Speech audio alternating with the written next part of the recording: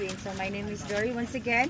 As your tour guide for today's 4-island hopping adventure. From the port to our first stop, Corregidor Island, the Naked, Daku, and Guyam Island. So from the port to our first stop, it takes 45 minutes to 1 hour to cross the island. So Corregidor Island is a good spot also for snorkeling, swimming, sunbathing, taking pictures, and also hiking for 30 minutes up and 30 minutes down. That is on you.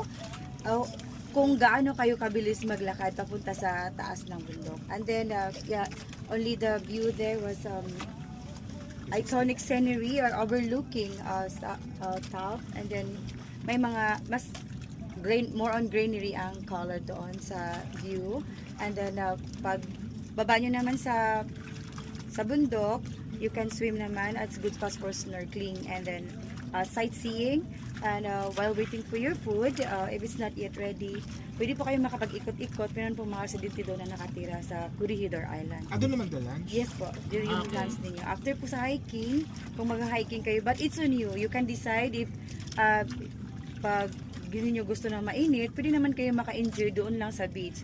Swimming and then snorkeling if you like, and then sightseeing or taking pictures. And good spot also sa beach only. But if you like hiking, then you can decide po. Since mainit naman din. Hindi po kayo, kailangan kayo mag-hiking. So, okay? Hindi required. Yes, you can decide naman by your own if you don't want. And then our next stop is Naked Island. Naked Island is only sandbar.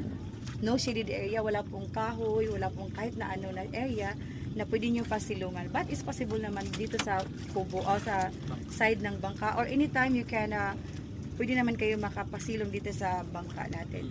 So ang Naked Island is a good spot also for swimming, sunbathing, and then snorkeling. Hindi sa ngayon kasi dahil po sa hipay or tinatawag yung parang may bagyo ba sa ilalim ng dagat, so mas malaki yung alon sa ngayon. And then the whole area sa Naked Island is also is docking area, so you have to be careful kung maligo kayo kasi yung current ng tubig mas malakas doon, especially dito ng konti kung saan yung mas malaking boat na nakadaking, so yun po yung mas malaki o mas mataas po yung percent niya sa current. So ang next stop po natin is Daku Island. Daku Island means big compared to the others. So, ito po yung pinakamalaking island, ito po yung Daku. Yung mahaba. Yes po, siya po yung pinakamalaking island compared po sa other island. So Daku Island is ito po yung island na nag-prepare po ng iconic bottle fight sa mga guests. Then aside from Corregidor Island, only here at Daku Island, and Daku it means big. And you can roaming around also the area while waiting